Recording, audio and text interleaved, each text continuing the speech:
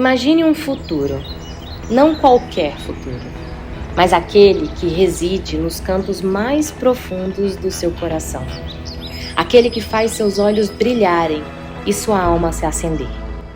Em um mundo em constante evolução, muitas vezes somos levados a crer que o futuro é um mero reflexo das tendências atuais.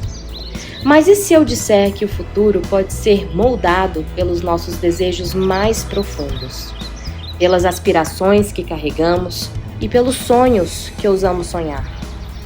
A capacidade humana de desejar não é apenas sobre o agora, é também sobre o amanhã. E é nesse espaço entre o que vivemos hoje e o que ansiamos para o futuro que a magia acontece. Aqui no nosso episódio de hoje, celebraremos essa capacidade de desejar futuros, explorando como podemos transformar em realidades tangíveis, influenciando o curso da história e criando um amanhã mais brilhante para todos nós.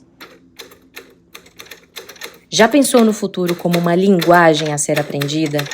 Aqui, encaramos o futuro como uma nova linguagem. Sejam bem-vindos e bem-vindas ao Futurês, o podcast da comunidade Futuros Plurais e que te convida a desvendarmos juntos a linguagem do futuro. É onde as fronteiras se desfazem e falar de futuros se torna uma linguagem global, mas com um toque abrasileirado. Juntos vamos decodificar as tendências, interpretar os sinais e traduzir as narrativas que estão moldando futuros por aí, para que assim possamos criar as nossas novas próximas realidades. Então, se você está pronto para aprender uma nova língua, junte-se a nós. Pegue seu dicionário e vamos juntos desbravar o futurês. Olá, exploradores do amanhã. Vamos começar mais um Futurês, o espaço onde desenhamos linhas sobre linguagem de futuro. Se você nos ouviu no episódio anterior, em que falamos sobre as nossas descobertas no Hacktown, não ouviu? Então vai lá, escuta, dá o seu feedback, é super importante para o nosso trabalho. Porque daquela conversa nós vamos dar um salto direto para 2050. Pois é, eu sei, calma, mas respira, já já eu vou explicar. Se essa é a sua primeira vez por aqui, seja bem-vindo, seja bem-vinda, bem-vinde ao terceiro episódio do Futurês. Nós estamos nas principais plataformas de streaming, então se você estiver ouvindo a gente no Spotify, segue, dá nota para o nosso podcast, clica no sininho para ser avisado dos novos episódios e pela Apple Podcast você pode avaliar e deixar seu comentário também. Lembrando que o nosso podcast é mensal e sempre será publicado na última segunda-feira do mês. Então, anota a data do próximo, é 30 de outubro. E, claro, sempre vale lembrar que essas ações são super importantes para apoiar o nosso projeto e o nosso trabalho e levar o Futurês para mais e mais pessoas. Sem mais delongas, vamos começar, porque a viagem de hoje está um pouco diferente. Nós vamos dar um pulo em 2050 para conhecer o Favillage. E eu trouxe aqui para 2023 a equipe que está por trás da construção desse projeto. Então, eu vou pegar aqui a minha colinha para a gente iniciar essa história juntos na mesma página. Com finalistas de 10 países diferentes, o concurso Good Living 2050, promovido pela Beacon for Sustainable Living, teve por objetivo avançar na busca por estratégias criativas e abordagens inovadoras que permitam uma vida de qualidade para todos, levando em consideração a necessidade de reduzir nossa pegada ecológica, refletindo a escala, a urgência e a magnitude das mudanças necessárias. E na nossa terra tupiniquim, o Brasil conquistou 2 dos 3 prêmios disponíveis. O segundo lugar foi para o projeto Favillage, realizado pela equipe formada pela Ana Paula Medeiros, Ludmila Pimenta, André Arruda, Augusto Facundo e Daniel Martins. O André Arruda ficou em terceiro lugar com seu projeto Revolução Climática Global, empatando com o projeto Lutando pela Harmonia no Mundo, da Alemanha, e o grande vencedor, o prêmio principal, foi concedido ao projeto Ecoempreendedores Mercado Regenerativo de Comida, da África do Sul. Uau! Então, pega um café, vamos bater um papo para entender um pouco sobre as metodologias utilizadas para quem estuda futuros, como foi a construção do Favillage e conhecer as pessoas que estão por trás desse projeto. Ana Paula e Ludmila, sejam bem-vindas. André, Augusto e Daniel, bem-vindos. Bom, é uma alegria recepcionar vocês hoje e, claro, ter os membros da comunidade Futuros Plurais ganhando esse prêmio, então super parabéns para vocês. Se apresentem, deem um oi, me falem em qual região do Brasil vocês estão, porque todos nós aqui estamos localizados em um cantinho muito especial desse país. E me falem se vocês se conheceram dentro da comunidade ou se alguém aqui se conhecia antes. Oi, gente. Meu nome é Augusto, eu sou de São Paulo, sou estudante, estou estudando futuros também. E conheci todo mundo aqui na comunidade. E o André, eu fiz um curso com o André Arruda, muito bom, por sinal, tá? E a Aninha, a gente participa de um grupo do Afrofuturismo que eu estou devendo, a presença lá. E os demais, Natália, Lud, Dani, a gente se conhece de longa data, fomos cuidadores do FP na velha guarda. Somos a velha guarda da Portela, pelo menos eu. Oi, gente, tudo bem? Eu sou Daniel Martins, estou falando aqui do Rio de Janeiro, dessa terra cheia de loucuras. Conheço essas pessoas lindas, maravilhosas, todas sorridentes, olha que coisa bonita, todo mundo sorrindo. No Futuros Plurais, sou um dos agitadores daquele grupo, já fiz parte da organização e dos cuidadores, mas hoje em dia passei aí o bastão para pessoas completamente mais competentes do que eu jamais serei. E estou muito feliz de estar aqui podendo contribuir um pouquinho com essa construção de conhecimento, que é um dos meus grandes objetivos de vida: compartilhar conhecimento, acessibilizar essa coisa maravilhosa que são os estudos de futuro. Oi, gente, eu sou a Ana Paula, eu sou paranaense, mas estou morando em Belo Horizonte faz 1 ano e meio, fazendo doutorado aqui, estudando futuros, e conheci todo mundo ali no Futuros Plurais também, mas já fiz algumas coisas com o André, o Augusto está lá também, lá no grupo de estudos de afrofuturismo, e assim como o Daniel, eu também, um dos meus objetivos de vida é educação e tornar mais acessível, né, o vocabulário, o pensamento em futuros, a questão da alfabetização em futuros mesmo, principalmente para pensar em como decolonizar a nossa realidade, que a gente sabe que não é muito fácil. Olá, pessoal, boa noite. Eu sou o André Arruda, eu sou designer de Recife, estando em Recife, e conheci também o pessoal aqui, grande parte dentro da comunidade, que eu vim acompanhando há bastante tempo. Tive o grande prazer de ter Augusto na minha primeira turma, no meu curso de Introdução a Design de Futuros, e na segunda turma também tive a Ana Paula como palestrante e convidada também, que foi um grande sucesso. E a partir disso também a gente foi estimulando aí novas articulações, e venho há bastante tempo também trabalhando nesse universo de construção de futuros, né? De maneira coletiva, sempre com essa visão de longo prazo, enfim, estratégica, né? E de fato transformadora, principalmente tendo esse recorte territorial quando a gente fala do Brasil, né? Com toda essa representação, inclusive dentro desse grupo aqui. Então é um grande prazer estar aqui com vocês. Espero aí poder contribuir nessa nossa conversa de hoje. Bem, eu sou Ludmila, já estive presente aqui no podcast junto com a Nath, sou uma das atuais cuidadoras da Futuros Plurais e também conheci, acho que o Dani eu conheci primeiro, né, Dani, pelo Teach the Future, que a gente também faz parte da comunidade por lá, e foi a partir do Teach the Future que eu fui para Futuros Plurais. E eu acho que é legal o que o Dani trouxe, porque além de visões aqui, eu sei que todo mundo que está aqui gosta de aprender muito, né? Então, ver o Augusto falar, né, que foi aluno, né, do André, e que a Ana também participou, né? O Augusto também fez o nosso curso, né, do Dani, meu e do Dani, que a gente tem também de estudo de futuros. Nath também, né, Nath? Olha só, é isso.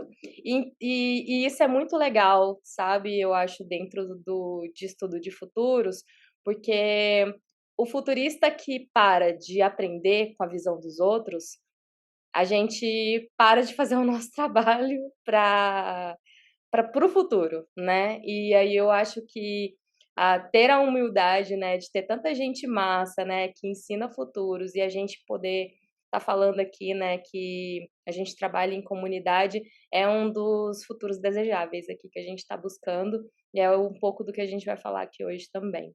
Eu estou em Brasília, mas eu sou goiana, mas resido em Brasília o tempo suficiente para me considerar muito candanga e é isso.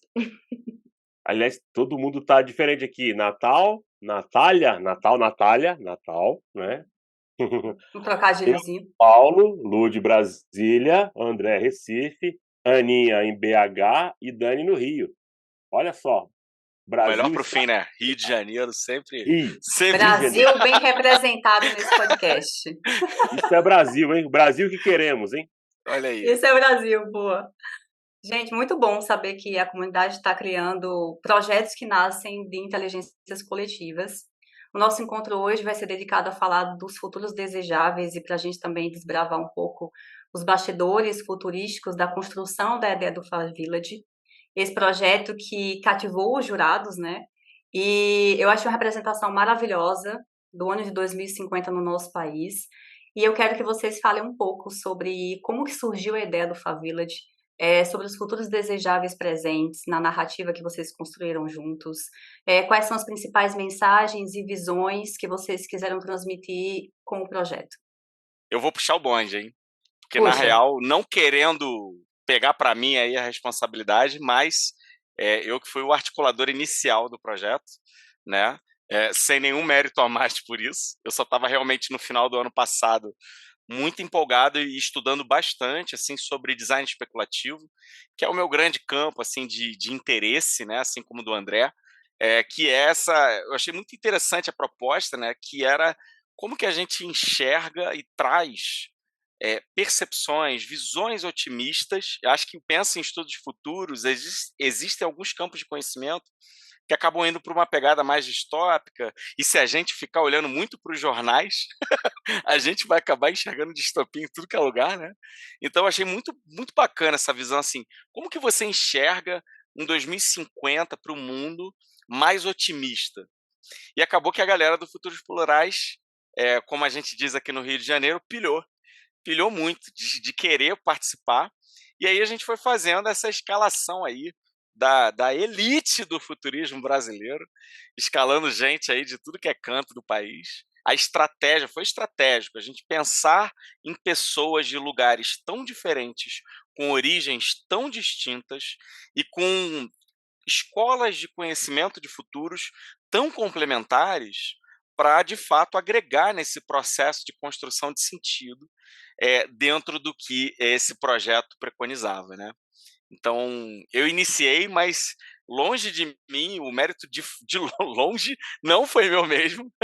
Em algum momento, inclusive, do processo, sendo novamente bem honesto, eu quase desisti por uma série de problemas e fatores. E que bom que tinham pessoas tão comprometidas e engajadas para não deixar a peteca cair, né? Lud, inclusive, ó, beijo no seu coração, porque se não fosse você, eu não teria chegado até o fim nesse projeto e acabamos, né? Por fim, conseguimos chegar ali no segundo lugar, mostrando que o Brasil é de fato uma potência. Eu acho que todo mundo trouxe muito aqui o que a gente considera que são futuros desejáveis, né? Mas eu acho que os dois principais pontos da nossa narrativa, que tem o nome Favillage, e eu acho que a questão do Amazonas, que está muito latente, né? Eu acho que, inclusive, né, Augusto, a gente começou falando do Amazonas, né? Depois que a gente puxou isso para o Favillage, na verdade, né? Mas, assim, a ideia inicial, eu diria que foi assim, gente, Amazonas é o coração do mundo, né? O que muda na nossa perspectiva quando a gente coloca o Amazonas como um instituto que serve ao mundo, né? Então, dentro da nossa narrativa, a gente cria o Amazonian Rainforest Collaborative Research Center, que é um centro colaborativo de pesquisa mundial, né? Mas que olha para o Amazonas, né? Então, a partir dessa perspectiva do Amazonas, a gente começa a observar, e aí acho que o nosso tema comunidade estava muito envolto ali dentro, né? Então, para a gente poder falar das favelas, como aldeias, como vilas, e aí eu vou deixar o Augusto e a Ana também falarem aí sobre isso. Não querendo monopolizar aqui o papo, mas eu lembrei que uma das coisas que a gente, no processo, fez foi o que o Brasil tem em comum, independente da região, né? Primeiro, esse orgulho da Amazônia, e a questão das comunidades, das periferias, das favelas, que é um elemento, de certa forma, identitário em todo e qualquer lugar do Brasil, né? E trazendo um pouquinho mais, a gente foi um pouco mais simples também, uma outra coisa que eu quero deixar. Como a gente se sentiria bem em 2050? A gente foi no nosso sentimento. O que a gente gostaria de estar, onde é que a gente gostaria de estar se sentindo bem em 2050? Qual a sensação que cada um tinha ao ser feliz em 2050? Então, o famoso sense making, né, o fazer sentido para nós cinco, foi muito importante, tá? Então, isso foi muito bacana porque o futuro foi sentido. Além de desenhado, o futuro foi sentido por nós também. A Lud falou, né? O link para a narrativa vai estar a gente vai disponibilizar para vocês, mas se vocês olharem, vocês também certamente vão se sentir bem com as histórias e com as cenas que são colocadas lá. Eu lembro muito de quando eu entrei e já estava lá, estava em andamento, né? E aí essa questão de fazer sentido. Eu lembro muito de falar assim: "E se a gente pudesse ir num samba às 3 da tarde, num dia de trabalho, né?" Isso seria ótimo, porque eu vi isso acontecendo, né, porque tem um sinal que eu acompanho já há algum tempo, que é o aumento de quilombos e aldeias urbanas, né, e que é uma coisa que me interessa bastante. E aí quando vocês me chamaram e eu vi ali a proposta, eu falei: "Olha, acho que aqui encaixa, né, aqui vai, tá casando". Tá casando o pensamento aqui de um futuro desejável que englobe, essas organizações que estão aumentando aqui no Brasil hoje. E eu acho que é muito sobre isso, né, de pensar o que faz sentido pra gente e o que a gente deseja mesmo, né, porque às vezes a gente fica ali só em cima de sinais e nem sempre os sinais são bons, né, nem sempre os sinais são bons e a gente vai demais pra distopia, é muito fácil cair na distopia. E eu acho que a proposta do concurso foi muito boa de pensar, vamos sonhar um pouquinho, tentar ser positivos, né? E casa muito com o que eu venho procurando mesmo, né? Tanto na minha vida aqui de mercado, quanto dentro da academia, do que eu estudo, né? De futuros, porque uma coisa que mudou, assim, a minha prática, o meu pensamento de futuros foi conhecer futuristas africanos e a forma com que eles veem a utopia, né? Que a utopia é uma ação coletiva. Se a utopia não for passível de ser feita, ela não é uma utopia, ela é alguma outra coisa, né? Mas que, principalmente ali quando a gente está pensando em africanos, na margem, né? Então, nós aqui, latino-americanos, a utopia é uma ação coletiva a ser feita. Então, eu estava pensando muito ali também, conjuntamente com vocês, qual era essa utopia que a gente podia construir conjuntamente, né? E espero que a gente consiga realizar partes dela. Eu só queria também trazer um outro ponto, corroborando com tudo isso que foi falado, né? A gente também, quando a gente pensou de fato o que nós pensamos sobre 2050, tem toda essa construção de intencionalidade e a gente também tentou trazer em camadas, né? Então, como é que a gente pode ver do Brasil para fora, né? Quando a gente fala da integração da Amazônia com todos os outros países da América do Sul, né? Que fazem parte também. Como é que é a nossa vida dentro do território? Como é que é a nossa vida no cotidiano da nossa rotina, né? Então, acho que também teve essa perspectiva de trazer várias lentes, né? Desde uma lente mais ampla de como é que nós nos posicionamos mundo afora, até a nossa rotina do nosso cotidiano, né? Da nossa rotina como família, a nível educacional, a nível de cidade, de contexto urbano. Então, acho que isso trazer também, inclusive, aqui 5 diferentes perspectivas de 5 territórios, com 5 experiências, background diferente, fez com que toda essa visão, ela de fato fosse integrada. Né? E não fossem 5 visões diferentes, e sim uma única com várias perspectivas, né? Acho que isso também foi o que deixou, inclusive, bastante rico o nosso material. E aí, até essa questão da lente que o André falou, o Favillage, ele não é apenas um espaço físico, mas ele também é essa manifestação de futuros desejáveis que a gente imaginou, né? Então, de como é que a gente se apropria dessa vila, como é que a gente cria um ambiente propício para que as pessoas possam também ter imaginação suficiente para continuar produzindo esses futuros desejáveis, sabe? E tão próximo, né? E aí, por que não, né? O Instituto do Amazonas também fazer esse tipo de atividade, né? De estudos de futuros. E aí, acho que só trazendo um pouquinho das visões que a gente falou na narrativa, a gente falou muito dessa questão da comunidade, de se tornar um espaço de conexão profunda ali entre as pessoas. A gente também observou como que ao longo da história muitas tradições e conhecimentos eles foram ficando deixados de lado em nome de um progresso, né? Muitas vezes. Porque a gente discutiu bastante isso, né? Por que a gente não segue algumas coisas que antigamente eram tão legais, né? E aí a gente trouxe dentro da narrativa esse imaginar um lugar onde essa ancestralidade e a modernidade pudessem coexistir em harmonia, né? A gente falou de sustentabilidade, eu acho que foi muito baseado nisso, né? Centrado na sustentabilidade, nessa valorização da cultura da ancestralidade, nessa colaboração coletiva. E aí, a partir dessa base, a gente tinha, inclusive, né, essa proposta dentro dos critérios para o prêmio, da gente pensar aí como que era a cultura local, como que era a produção local, né? Então, a gente falou da produção agrícola, a gente falou a forma como a gente vê a tecnologia, a gente falou, inclusive, dessa reconexão com as raízes, celebrar as histórias, os ensinamentos, e a gente quis trazer uma pauta da educação muito forte também para a narrativa aí, também como um movimento da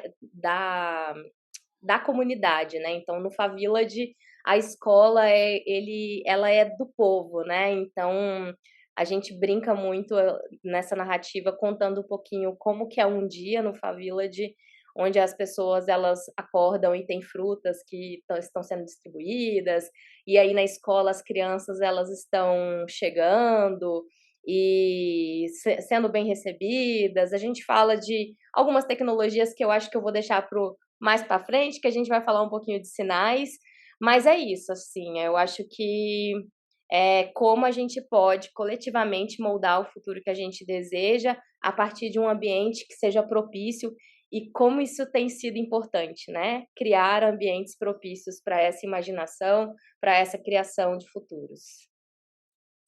Complementando essa tua fala, acho que tem também uma outra coisa que nos une, que é justamente o questionamento de escolas de futurismo mais latino-americanas, né? Acho que todos nós aqui, estudiosos de futuros, temos esse questionamento já há algum tempo, de que talvez a forma como as pessoas entendem o futuro ou utilizam as ferramentas, métodos, frameworks e por aí vai, acaba sendo muito direcionados e enviesados por outras geografias, né? Outras visões de mundo, que talvez não façam tanto sentido, assim, sem nenhum demérito, obviamente, né? Porque acho que se não houvessem essas escolas de conhecimento, não estaríamos aqui, mas a gente já vem, acho que uma coisa que todos nós vemos já há algum tempo, a gente vem se questionando por que não trazer outras formas de enxergar o futuro do ponto de vista metodológico, sabe? Para que a gente consiga imaginar, de fato, para adequar-se à nossa visão de mundo, né? Dani, você me deu um gancho perfeito para a próxima pergunta, mas eu fiquei muito curiosa e eu vou fazer uma pergunta que não está no nosso script. Ana Paula, você poderia citar para nós um ou dois futuristas africanos que compõem o teu estudo, o teu trabalho? Assim, fiquei bem curiosa e com certeza os ouvintes vão gostar de saber também. Olha, eu consigo passar por escrito, porque os nomes deles são árabes. Mas Tudo bem. tem um marroquino, que eu peguei um texto dele de 1978 e parece que esse homem escreveu daqui 50 anos esse texto. E é Uau. maravilhoso, mas ele fala, em 1978 ele está falando da necessidade de construção de um pensamento que decolonize e não repita tanto as metodologias quanto o pensamento europeu dentro de futuros. Lá numa revista de 1978 ele estava falando isso. Mas eu prometo que eu passo por escrito. Por favor, escolhe assim uns 2 ou 3 nomes muito legais, né, e que tem um trabalho expressivo para a gente poder deixar disponível para os nossos ouvintes. Tá Deixo bom? sim. Então, aí eu vou voltar para o gancho que o Daniel me deu, e eu quero saber quais foram as metodologias que vocês utilizaram, né, para construir esse cenário de 2050. Uma das grandes coisas legais, um dos pontos fortes do nosso trabalho foi o que a gente usou, o forte uso de metodologias e a união de metodologias, tá? Algumas coisas muito boas que a gente fez foram pesquisa, foram a curadoria de conhecimento, e foi a diversidade de opiniões, né, a conversa entre nós, né, e a qualidade dos entregáveis, tanto do texto quanto da foto. Então, a coerência entre a pesquisa e a tradução disso nos entregáveis, acho que foi um dos pontos fortes. Eu quero ressaltar um passo, né, que foi o da pesquisa, que a gente aqui pesquisou, a gente fez até um CSI, né, dos jurados, né? Então a gente quis saber da vida dos jurados, o que eles pensavam, qual eram os trabalhos deles, para ver a linha de pensamento deles, né? Então, por exemplo, tinha um jurado que gostava, que tinha uma linha de pesquisa em wetlands, né? De áreas de manguezal na África, tinha outro que era especialista em design especulativo da cidade de Tóquio, tinha o próprio Stuart Candy, que é um futurista muito renomado, tinha uma brasileira que cuidava de economia circular. Então, a gente, ao conhecer estes jurados, a gente tentou entrar no pensamento deles também e construir alguma coisa que fazia sentido não só para a gente, não só para o público, mas para eles também em conjunto. Então, além disso, aí a gente também, né, além disso, a gente foi destacando perguntas, o que era viver bem em 2050 em vários aspectos. Então, a gente fez várias perguntas para nós, que a gente chama de mapa de curadoria, e com base nessas perguntas, a gente fez toda uma pesquisa e depois as ferramentas e as demais ferramentas, aí o pessoal vai dar continuidade, para não falar tudo, né? Então, por gentileza, André, por favor, dá uma continuidade. Muito bom, Augusto. Eu acho que é até para ressaltar, e aí eu venho do universo de design, né? A gente trabalha muito com projetos, metodologias ágeis, ferramentas, né? E o que me chamou muito a atenção desse projeto específico foi justamente essa pesquisa prévia a qualquer tipo de ação, de pesquisar sobre tendências, sinais, nada, foi pesquisar sobre o edital. Né? Então, a gente pesquisou sobre as organizações envolvidas, sobre quem eram os jurados, quais eram as abordagens temáticas de interesse. Né? Então, e óbvio, isso não necessariamente direcionou o nosso resultado final, mas isso trouxe limitantes para a gente também entender, né, o que faz sentido, para a gente não desviar muito. Afinal de tudo, isso era um concurso global. Né? Eu acho que isso não foi dito antes. Esse edital ele foi uma chamada global, né, onde eles receberam vários trabalhos, né, provavelmente com grande qualidade também, mas a gente também fez essa pesquisa aprofundada logo no início. Né? Então, eu acho que isso também acabou facilitando o desenvolvimento. Eu acho que outro um fator limitador nesse sentido que a gente teve em mente era também qual era esse entregável final. Né? Eles não queriam, digamos, um artefato de futuro, eles não queriam desenhos de cenários, eles queriam uma narrativa intencionalmente positiva, ancorada em 4 imagens e um texto final.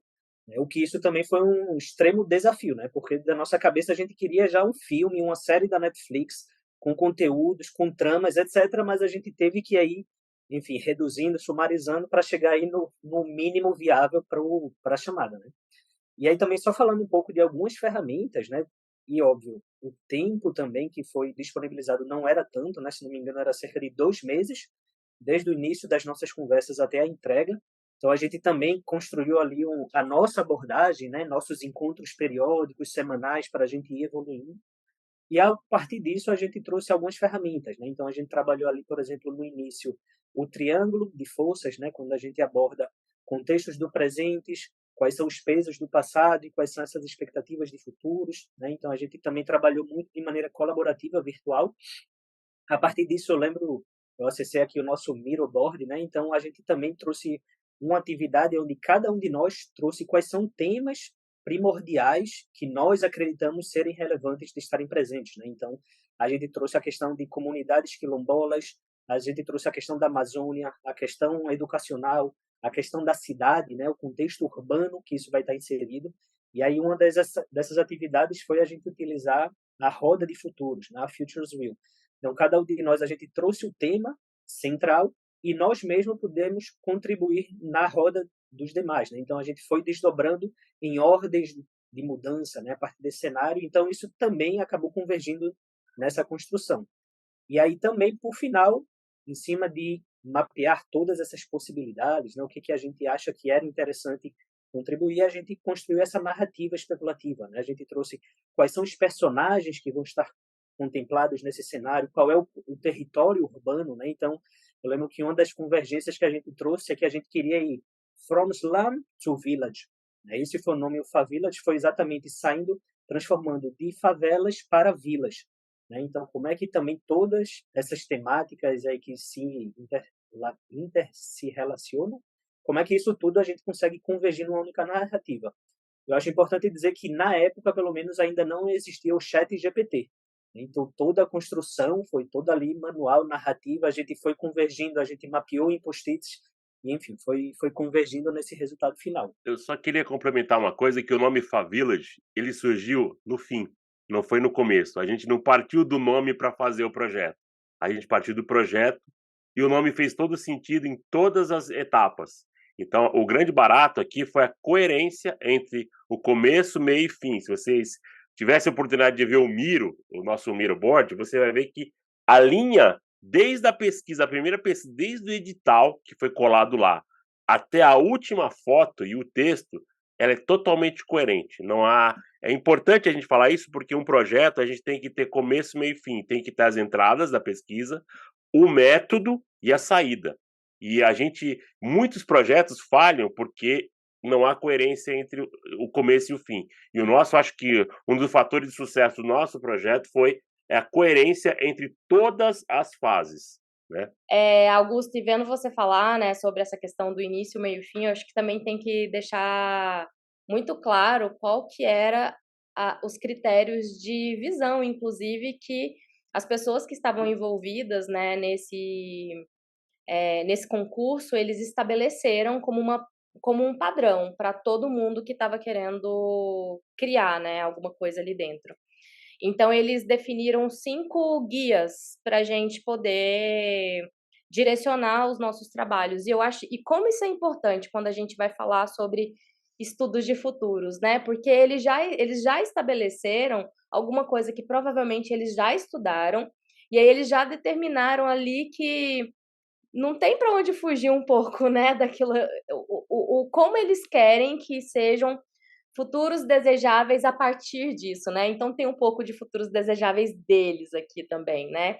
E aí os 5 guias, o primeiro é que eles falaram para a gente não quebrar nenhum tipo de lei de física ou da natureza. Então eles não queriam pensar em cenários distópicos, umas coisas meio de outro planeta, né? Então é uma coisa bem, bem realista aqui, né? Do que já existe.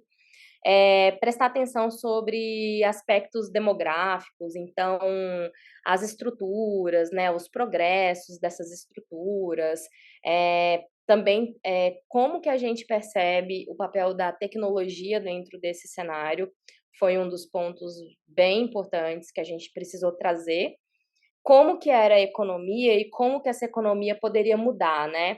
Que é essa questão do intencional, que até o André falou no início, esses progressos intencionais, eles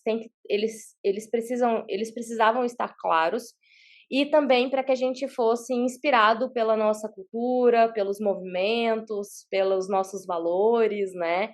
Trazer aquilo que a gente se percebe também enquanto seres humanos. Gente, Eu eu tô tão... particularmente, eu Vai, não André, lembrava pode falar. desses 5 guidelines. É porque eu realmente não lembrava. Eu lembro que a gente tinha feito muita pesquisa, mas eu lembro que, de fato, e esses direcionadores, eles acabam facilitando, né? E apesar do que você bem falou, Ludi, também influencia no resultado, né? Bem ou mal, eles estão trazendo essas limitações e nos guiando também no resultado final, né? Então, também, digamos, existe essa influência intencional. E fica a dica, gente, se eles estão falando pra gente focar nisso, eles já fizeram a tarefinha de casa deles, entendeu? Eles já trouxeram esses guias como grandes sinais. Eu acho que a gente vai falar de sinais ainda, né, Nath? Mas é isso, assim, cenas dos próximos capítulos aí. Guarda aí, guarda. Eu lembro quando eu vi os direcionamentos, eu achei muito interessante, porque a gente sempre vê, né, e sempre, geralmente quando a gente vai ver cenários, os que fazem sucesso, pelo menos ali, às vezes até grandes estúdios, tudo vai muito assim para tecnologia, para hipertecnologia, para o mundo hipertecnológico, e que a gente sabe que pouquíssimas pessoas vão ter acesso a esse futuro. Então, eu achei muito pé no chão, e muito sul global, que eu bati palmas na hora ali que eu vi aquele tanto as pessoas que compunham, né, que faziam parte de quem ia fazer o júri, quanto de pensar ali mesmo, né, como eles pensaram esse concurso, né, e tanto que resultado foi sucesso para o sul global ali, né, África do Sul, Brasil e Brasil. Acho que só teve um dos vencedores que não era do sul global, né? Mas, de novo, essa coisa que você falou da gente não focar em tecnologia, né?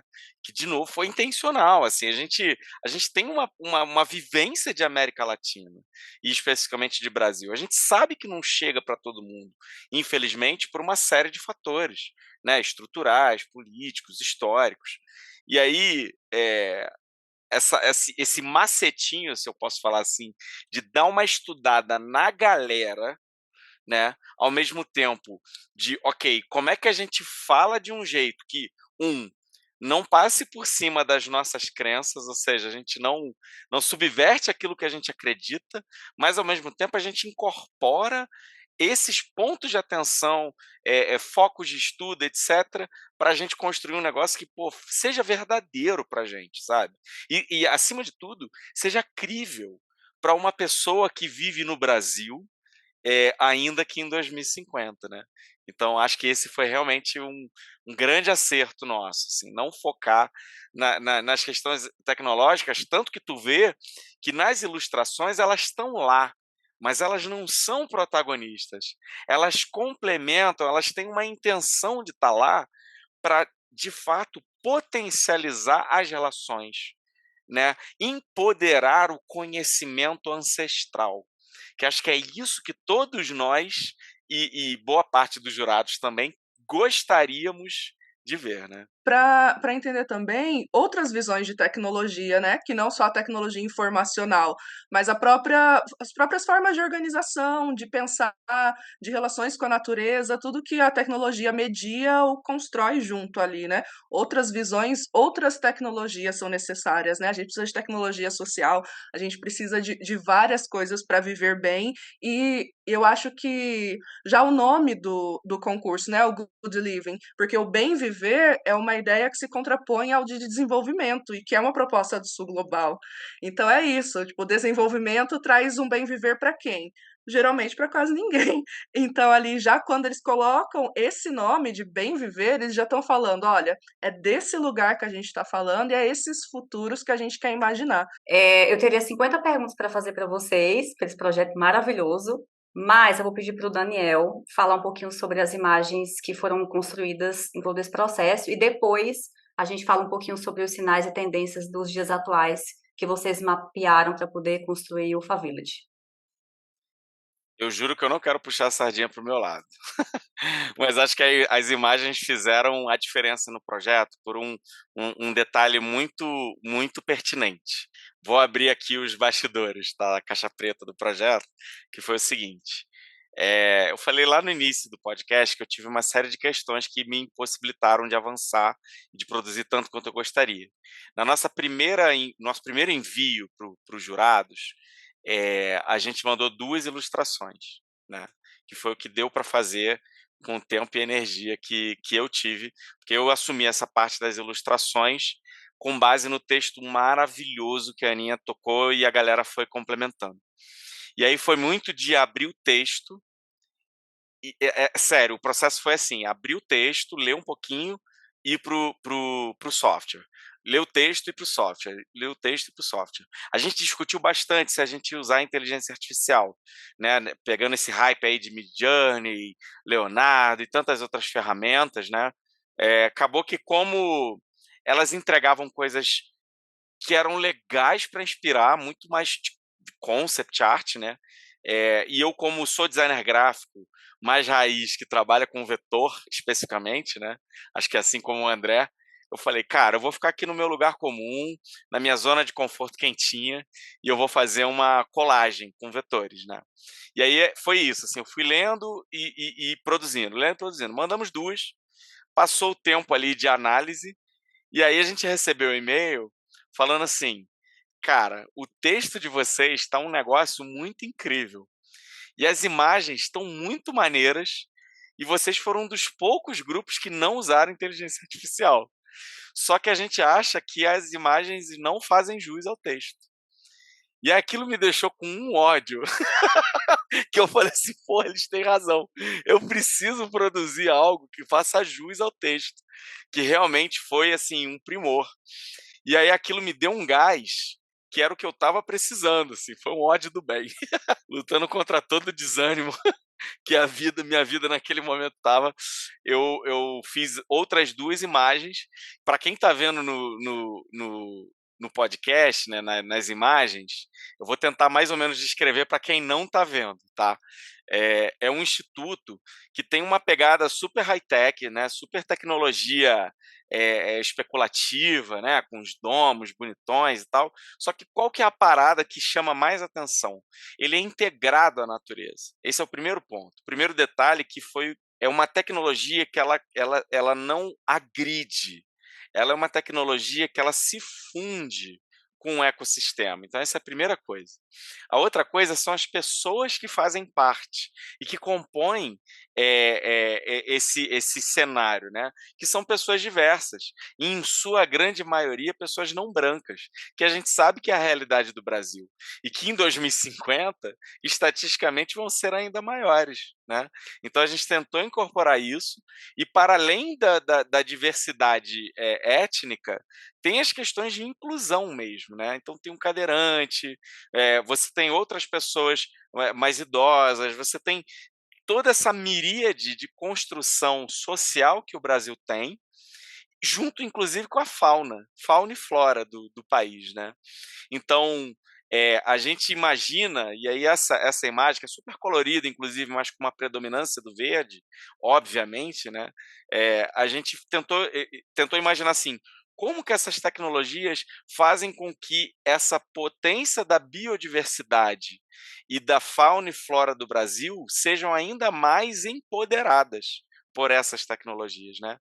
Essa segunda ilustração, para quem não está vendo, se passa dentro de um carro, onde você tem todas as pessoas que aparecem predominantemente são pretas, né? As pessoas que estão dentro do carro um pai, um filho, ou uma mãe, um filho. A gente deixou de propósito, né, sem uma identificação clara de gênero, com uma pessoa idosa, preta também, figurando ali como no protagonismo. Então, de novo, essa sutileza semiótica de trazer, cara, o protagonismo da nossa narrativa é um protagonismo negro, porque, de novo, é a etnia predominante no nosso país. Então, a gente precisa colocar ela em evidência. Né? Além disso, a gente tem esse carro autodirigido, né? O carro automático, e a predominância, na verdade, nas faixas principais da estrada tem bicicletas. A gente queria ter colocado ali o transporte coletivo, mas eu confesso que pelo tempo eu não consegui achar vetores. Não vou mentir, não. A gente fez com o tempo que deu. Quando a gente traz esse conceito do carro autodirigido, são carros coletivos, porque eles estão ali para todo mundo. Né?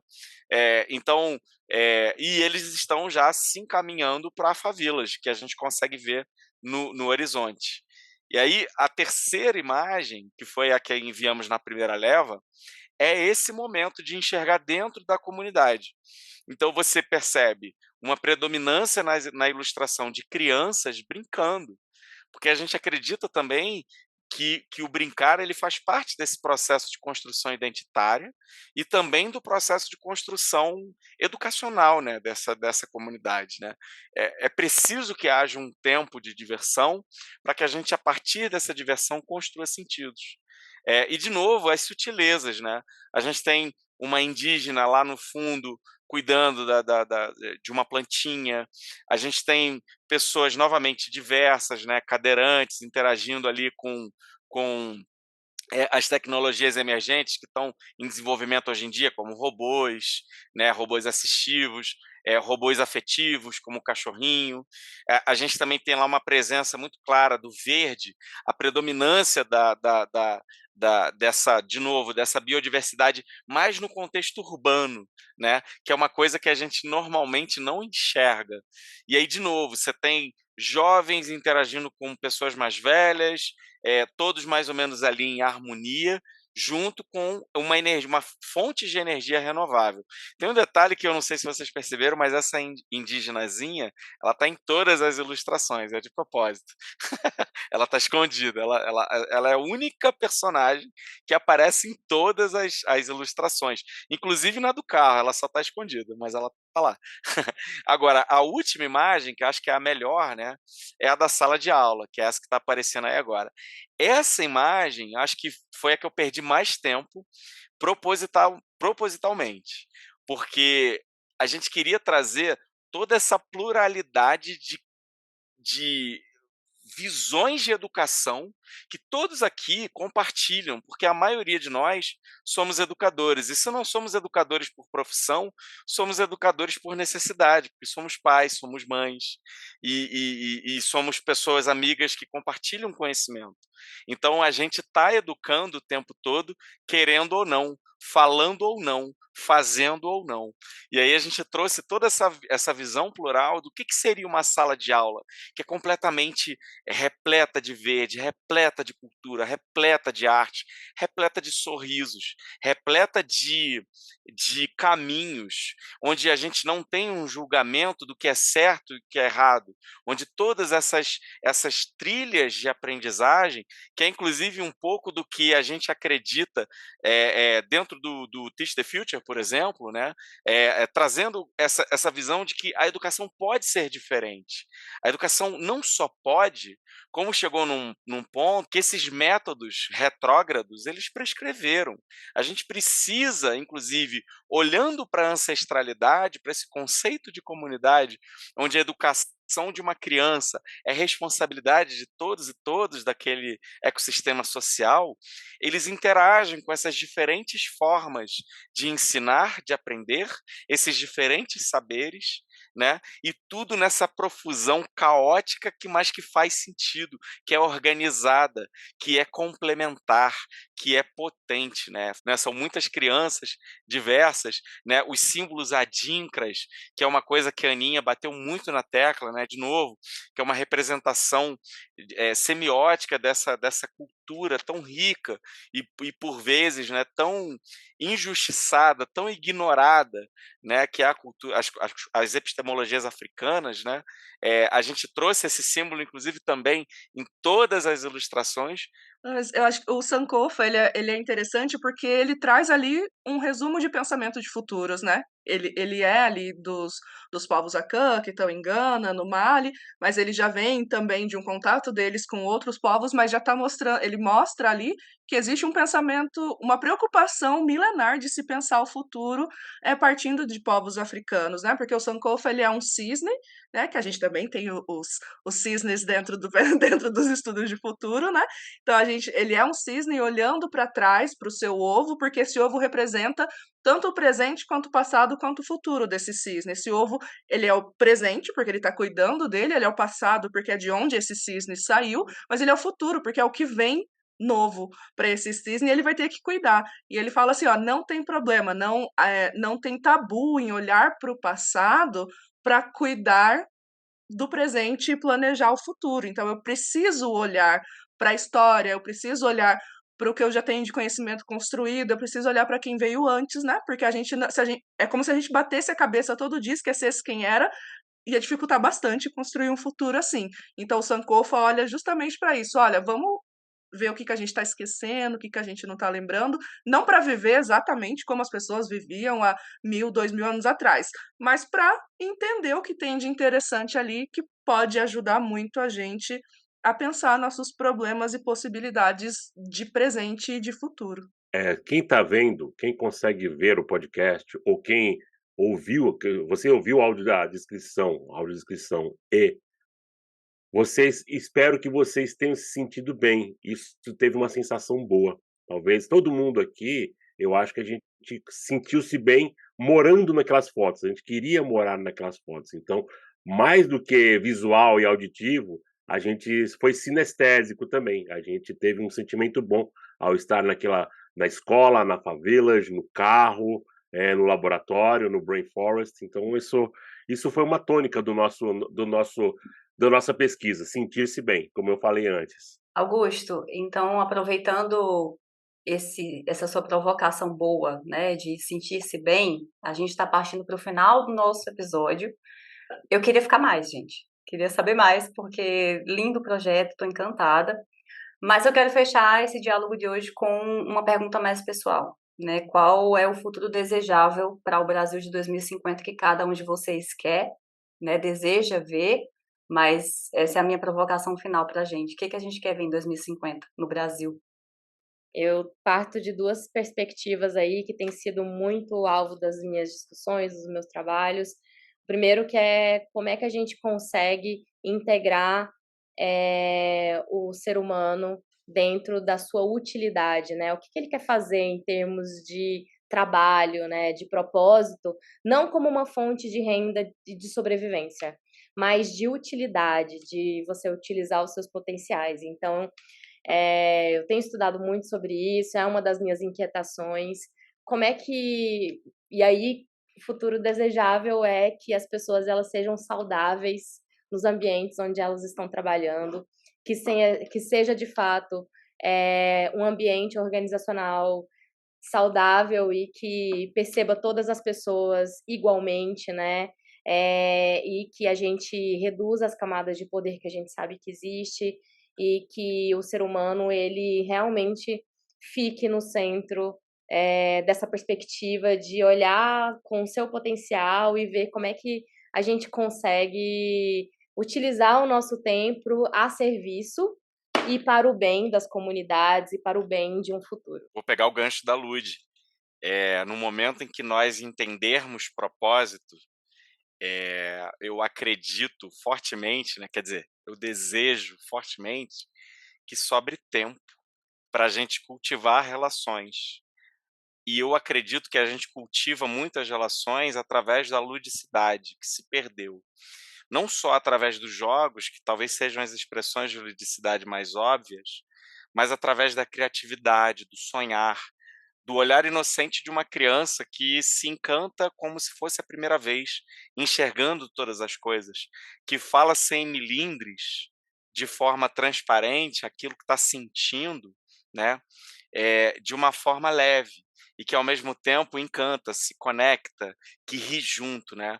Eu acho que a gente, norteado por esses valores capitalistas que a gente vive, a gente foi por um caminho que, de novo, assim como os métodos de ensino prescreveram. E a gente precisa se reconectar com esse nosso lado lúdico, infantil, otimista, né? Então, o que eu sonho para 2050 e o que eu ativamente construo através do meu trabalho e através da educação que eu dou para os meus filhos é que nós sejamos homens e mulheres que abraçam esse nosso lado imaginativo, feliz. A questão do tempo é uma coisa importante. O meu futuro de 2050 é um futuro que as pessoas tenham mais tempo e elas tenham dignidade financeira para ter tempo. Eu desejo, o meu desejo maior para os meus filhos e meus netos é que haja um programa de renda básica universal, para que todo mundo tenha condição de ter a dignidade alimentícia, a dignidade de moradia, a dignidade de serviços básicos, para você ter tempo para poder pensar. Porque enquanto o nosso tempo for usado para que a gente sobreviva, a gente não vai ter tempo para viver. Então, o meu futuro desejável é todo mundo com o mínimo de dignidade possível, financeira, alimentar e todas as dignidades possíveis. Fazendo o tema aqui para a gente pensar no futuro, né? A gente precisa entender de onde viemos e onde estamos, né? E o único gancho de Augusto é justamente isso. Saiu justamente essa semana passada, né? Hoje é segunda, que o Brasil é o país com maior concentração de renda dentro do 1% mais rico do Brasil, detém 48% dos recursos financeiros do país.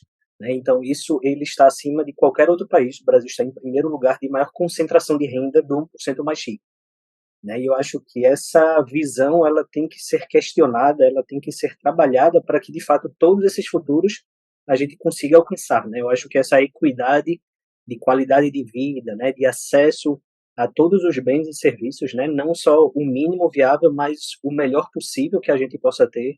Eu acho que vale a pena a gente trabalhar nesse sentido, né? E por fim, eu acho que daqui a 27 anos, né, eu acho que minimamente a gente pode, eu acho que hoje a gente já tem as ferramentas, né, mas a gente pode tentar trabalhar uma visão coletiva a nível global, né? Se é para ser utópico, então é tipo, eu acho que de fato a gente precisa criar uma visão unificada onde todas as culturas e pessoas consigam se ver presentes, né? Então eu acho que só talvez nesse momento que a gente vai conseguir quebrar um pouco essas grandes barreiras que a gente encontra hoje em dia. O futuro para o Brasil que eu desejo não é diferente dos outros. Eu acho que ele está muito resumido ali também na Favillage, em que a gente consiga morar de uma forma mais digna, a gente consiga enxergar possibilidades, porque a gente pensa muito, a gente sonha com futuros que muitas vezes não são nossos, ou não são coisas que a gente realmente quer, ou que realmente fazem sentido pra gente. E ali a gente conseguiu uma construção coletiva que pode não fazer 100% sentido para todo mundo, mas algumas partes fazem, ter mais tempo. Na narrativa a gente fala, né, de que tem pessoas idosas ali que estão tocando samba, então conseguiram se aposentar. Eu desejo um futuro em que a gente não precise trabalhar até os 70 anos, em que crianças possam brincar, ter um espaço para brincar sem se preocupar na cor da pele delas ou se elas vão ter o que comer ou não. Eu desejo um futuro que seja seguro para que todas, todes e todes consigam existir, e segurança inclui saúde mental, inclui saúde física, né? Não só sair na rua e não apanhar, mas também ter saúde, né? Eu desejo um futuro em que a gente tenha saúde para viver e que realmente seja de bem viver. A fala do Augusto me representa muito. Se eu posso resumir em 2 palavras, eu desejo ver vida digna para as pessoas, né? Em todos os contextos que o Augusto citou: moradia, alimentação, educação, lazer, porque sim, lazer também é dignidade, né? Saúde e segurança. Mas eu acho que eu desejo que o cenário de sobrevivência que a gente vive, ele seja substituído por existência plena e de bem-estar, assim. Então a gente precisa fazer essa mudança, sair de sobreviver e existir, né? Então esse é o cenário que eu desejo. Eu tô, assim, encantada com o projeto de vocês, quero super parabenizar.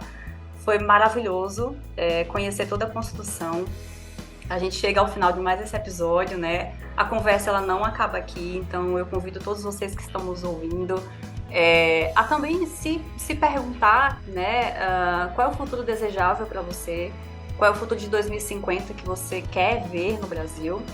E eu encerro esse episódio de hoje com essas 2 perguntas, essas 2 provocações muito boas. Então, se você estiver no Spotify, participe da nossa enquete, nos conte qual é a sua perspectiva. Ela pode ser inspiração de alguém que precisa visualizar uma manhã melhor. Quero agradecer imensamente ao André, Ana Paula, Daniel, Augusto, Ludi, por trazerem as inspirações de vocês, as ideias brilhantes, né, dessa construção do Favillage. Que incrível! Para você que nos escuta, confira na descrição os links do LinkedIn deles, né, para vocês se conectarem com essas pessoas maravilhosas. Lembrem-se de conferir o Caderno Futurês, que vai trazer os principais insights desse episódio e a agenda da comunidade Futuros Plurais para o próximo episódio. Para receber, é só nos mandar um oi lá no nosso Instagram, Futuros Plurais, se conecta com a gente por lá. O link para entrar na comunidade Futuros Plurais também está na descrição, tá? Então ajude a ampliar esse diálogo, compartilhe o Futurês, isso ajuda muito, muito, muito o nosso trabalho.